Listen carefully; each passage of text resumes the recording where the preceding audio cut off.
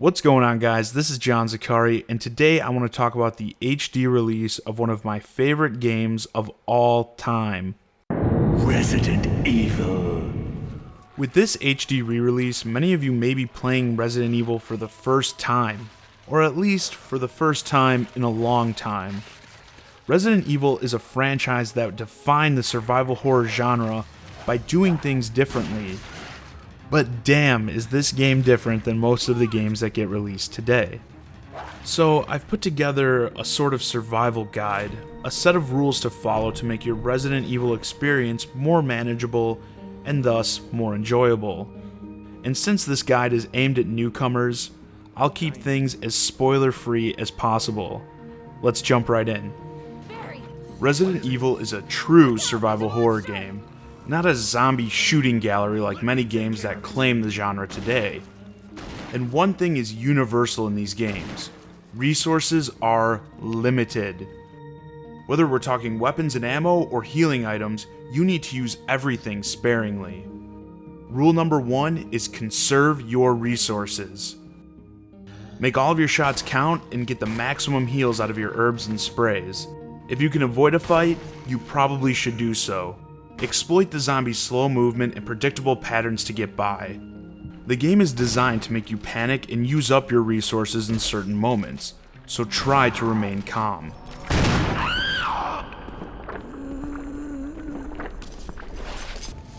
Your inventory space in this game is extremely limited, so you need to utilize this space wisely.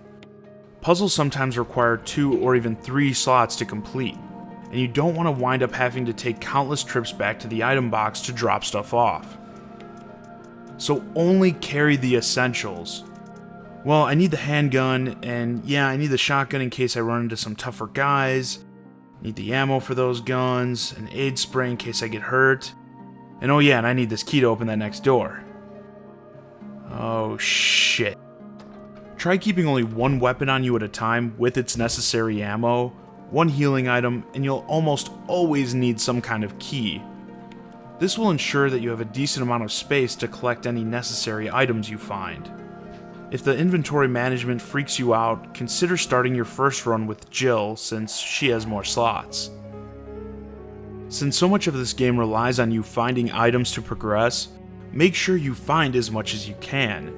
Rule number 3 is search everywhere for items. Some items can be seen clearly as they flash on the screen, but others may be hidden in or around something else. The map is your best friend for finding all the items. When you enter a room on the map, it will light up to show you that you've been there. When the room is red, that means there are still items to find inside. When it's green, that means you found everything. If you're having trouble finding the remaining items, just run around the room hitting the action button. You might feel stupid, but you'll probably find whatever you're missing eventually.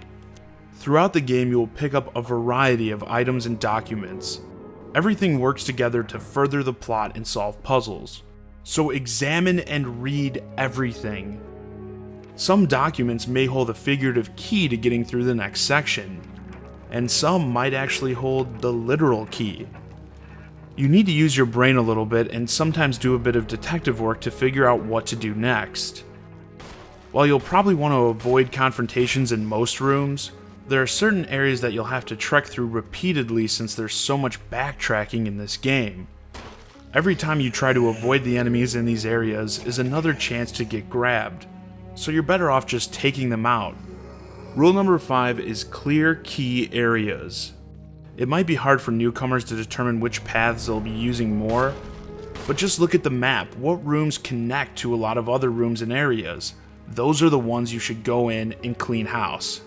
In any encounter, the game's fixed camera can make it difficult to track an enemy's position, but since your character auto-locks onto nearby enemies, you can use that to track their whereabouts.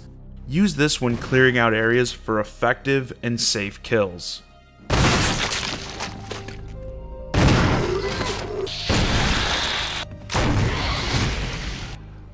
The original Resident Evil remake added a new level of terror to the franchise with the Crimson Heads. After taking down a zombie, it's not necessarily dead. After some time passes, it will turn into a crimson head. Crimsons are stronger and, more importantly, much quicker than their standard zombie counterparts. This means you'll have to waste even more ammo on them, and you'll probably wind up taking some damage. So rule number 6, make sure they stay dead. You can ensure zombies stay down via 2 methods, a headshot or by setting them on fire. For the most part, headshots or head explosions are random, but you can greatly improve your chances by using the shotgun and letting the zombie get just about in grabbing range, aim up, and fire is the more common method. You get a flask that holds 2 charges of kerosene that can be used with a lighter to set fallen zombies on fire. You can refill that flask at various kerosene containers throughout the game, but each container has a limited amount of refills. If you're clearing a room with multiple zombies, try bringing them down on top of each other. That way you can burn multiple bodies with only one use of kerosene.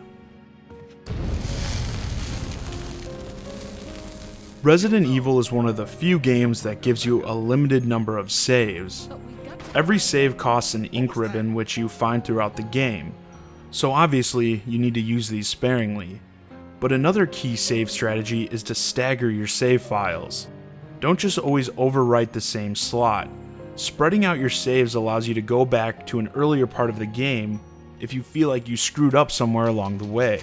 You don't want to end up in the late game with only a few bullets and 1 herb, and your only option for a redo is to restart from the beginning. Typically, I like to use a different save slot after I defeat a boss or enter a new area. For newcomers, this game is going to throw a lot of old school survival horror conventions at you right from the get-go. You might get frustrated at times, but remember the fun of the game comes from strategizing and finding a way to prevail over the obstacles the game puts in front of you. You may be tempted to consult a guide or a walkthrough when you get stuck, but this will inevitably take away from your enjoyment. The 8th and final rule, stay away from walkthroughs, if possible. I mean, hey, I don't think it's fun to wander for hours aimlessly either. Just make sure if you are going to use a walkthrough, it's as a last resort. Well, that's a wrap for this video. Please share your Resident Evil horror stories in the comments. If you enjoyed the video, I have more, so subscribe to my channel now so you can say you were a subscriber before it was cool. As always, I'm John Zakari, and I hope you survive the horror.